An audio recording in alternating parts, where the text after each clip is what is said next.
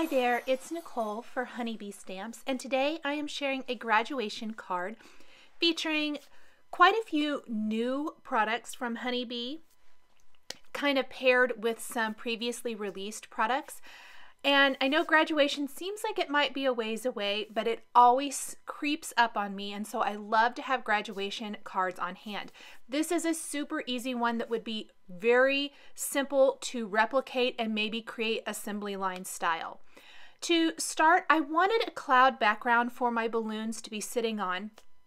The easiest cloud background I can think of is creating one with this awesome outdoor scene builder stencil. This is the clouds. I'm simply flipping it all four sides, kind of alternating, using Salty Ocean Distress ink to create this cloud background. Now, in the photos, I really think it was washed out. It is fairly light. I wanted my balloons to take center stage, but it's a little bit more easy to see in real life, I guess I want to say. Once I have those clouds, I'm going to set my background aside for a second. I've got some scraps of Bristol Smooth White cardstock here that I am going to stamp the balloons from the brand new Penny the Platypus stamp set. These balloons are a fantastic size for taking center stage on a card.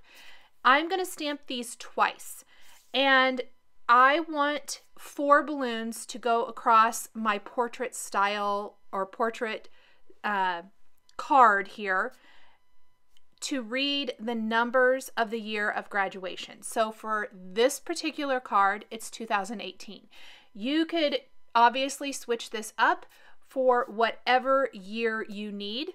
I love cards like this, and I love personalizing them so that I know a lot of people tend to keep their cards for things like graduation, and I think this is a great way to really kind of commemorate that. I also am a big fan of using scraps of paper for things like this. If I'm going to be stamping and die cutting small images, that Bristol Smooth cardstock is fabulous for using distress inks on. And I usually just keep a whole little stack of those in my file with my Bristol cardstock. And when I know I'm going to be stamping and die cutting smaller images, I use those scraps. So it's a great way to use up some paper. It's hard to see these. I've stamped them and embossed them on white cardstock with white embossing powder, and then I'm taking the numbers from the previously released Color Me Alpha. These are a great open letter, or open number and letters, I guess I should say, and they are really fantastic for customizing the balloons. So once I have the balloons, I'm going to stamp the numbers, go ahead and emboss those with white as well, and then I'm going to die cut these with the coordinating dies. You could go ahead and ink them first and then die cut. It's really whatever you prefer the most. For this, I didn't want a whole lot of excess ink all over. I didn't want to accidentally get ink on one of the other balloons. So for me, it's a lot easier to die cut these first. I hardly ever do that except for this particular technique.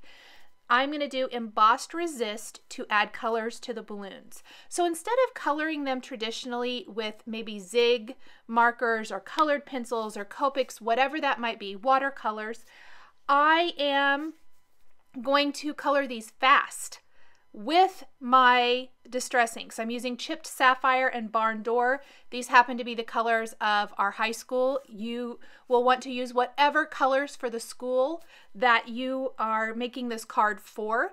Once I have the ink, you might have noticed I took a water brush pen and applied water to the number. Then if you blot that, it's going to pick up the ink, lightening the number. So I don't have to worry about coloring it another color. I want it to be highlighted, and to do that, I just lightened it by adding water, which the water reacts with the distress inks, and it's going to pick that color up, or some of that color up, from the number. I'm going to do this on all 4 balloons. So I'm going to ink them up with my ink blending tool and the distress ink. Go ahead and buff any ink sitting on top of the embossing off, and then add water to the number and pick it up with a clean paper towel. Spritz my background, wipe that up with my paper towel. I like to clean up between changing colors. I don't want any cross contamination. And we'll do the 2 red balloons exactly the same. If I wanted to color these in traditionally, I would do this very similar. You would just color them instead of adding ink. Part of the reason I did it this way is I stamped and embossed these with white. That cute little balloon tail is going to get lost. If you colored these in with zigs or something like that, you would lose a lot of the detail, or it would be very hard to see. So this way with Emboss Resist, you still see all of that. I even had to fix one of these. I didn't think it got inked very well, so I'm just going to redo it one more time. Kind of carefully blot that up because I want the insides of the letters to still be dark. So the inside are numbers. I keep saying letters, I mean numbers. I want that inside of the 0 and the inside of the 8 to be dark still. Next, I stamped the graduation cap from Penny the Platypus on another scrap of Bristol Smooth cardstock, and this time I am going to color this in with Zig Clean Color Real Brush Markers. They blend beautifully on Bristol Smooth cardstock. Be careful, you don't want to smear it. I did smear mine a couple times, and I kind of just had to be creative with fixing that. You could stamp this on Nina's Smooth White cardstock, color it in with Copics or colored pencils, whatever you want to do here. Again, I am keeping the colors specific to our high school. So I'm doing a red cap here. The girls wear red, the boys wear blue. This is going to be for a girl, obviously. Switch it up, whatever you want to do there. I think it's really fun to put graduation caps on balloons. I've done this technique with other supplies before.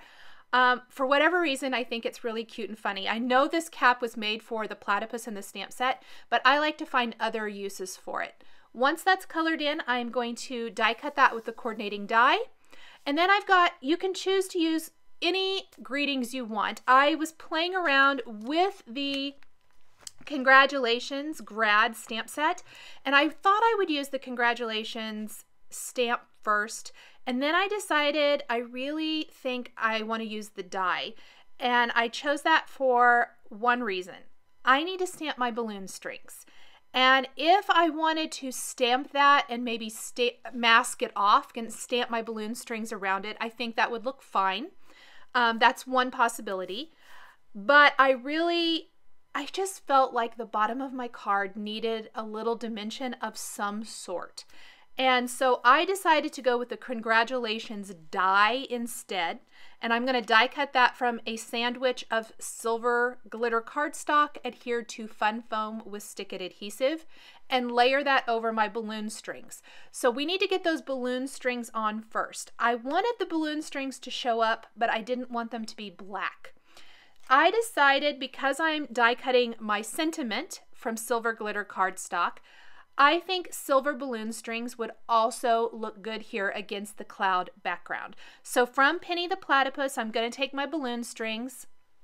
I'm going to stamp those with Versamark ink, sprinkle on my silver embossing powder, and then heat set that. And I want to do that for all 4. To make sure that I get placement correct, I need to go ahead and lay out my balloons where I want them to lay, where I want them to fall. I want to make sure that the balloon that I'm putting the graduation cap on has enough room so it's not sticking off the top of the card and you have to trim off a whole bunch of it.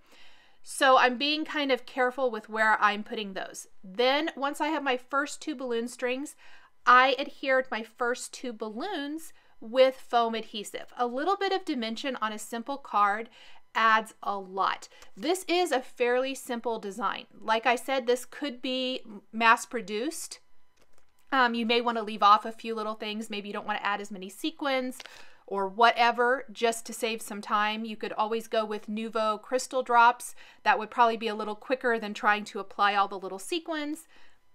You could leave them off altogether. There's no, right or wrong here at all. You can embellish as much or as little as you like. Once I have my first 2 balloons, I'm going to lay out my second 2 balloons and make sure they're where I want them to be. Stamp those balloon strings, sprinkle on my silver embossing powder again, and heat set that.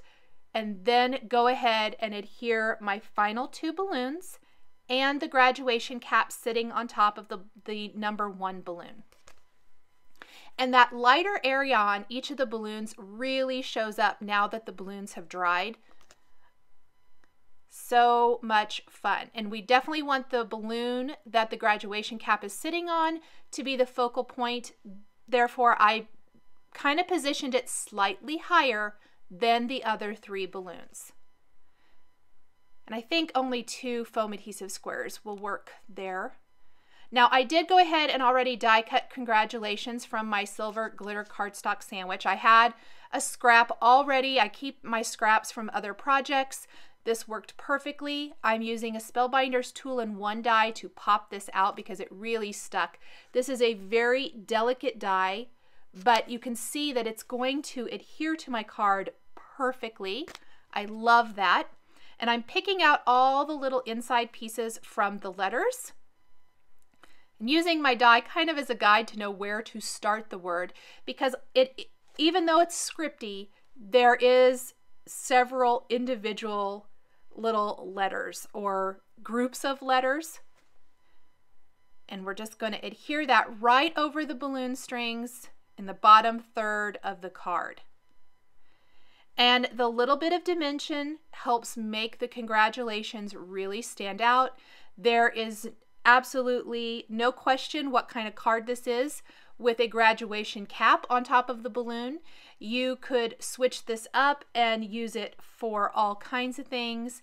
Maybe congratulations on a retirement, you know, birthdays. The design with just a few minor adjustments works for so many different things. Once I have my sentiment there, I need to add the little dot to the eye. I almost forgot, and I'm going to use my tool and 1 to pop that out. Because it's so delicate, I always adhere it with a liquid adhesive. Usually, like I'm doing here, the Ranger Multi-Matte Medium is going to work great.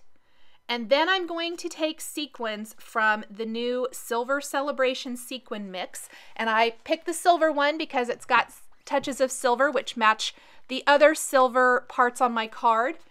And I really love those little kind of confetti loops. And I use those as my focal point to start with. And then I'm going to add lots of the other little confetti pieces all over my card. And I want these all over in the background, almost like the confetti is exploded up and the balloons are floating up in the air.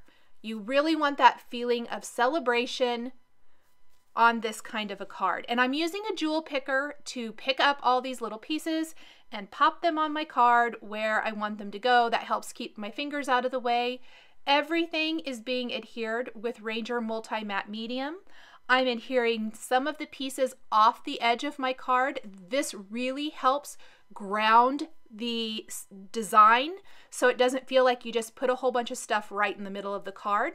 Once dry, I'm going to snip off anything hanging over the edges because my background is A2 sized, meaning it's 5.5 by 4.25 inches. We'll take a white top fold card base, go ahead and put some adhesive on here, pop the background in place.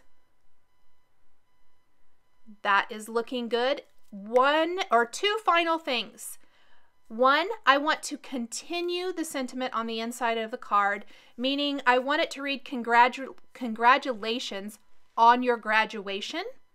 So we'll add the stamped on your and graduation on the inside with some black ink. I almost forgot my exclamation point, so I went ahead and grabbed that real quick to finish that. And finally, we're going to take some glossy accents and add that to the light areas, the numbers on the balloons. Once dry, this is going to give a really pretty clear raised glossy finish that finishes off the card perfectly. Thanks for joining me today for this graduation card featuring Honeybee stamps and dies. Please be sure to subscribe to the Honeybee channel for more inspiration. Thanks for watching, and we'll catch you next time.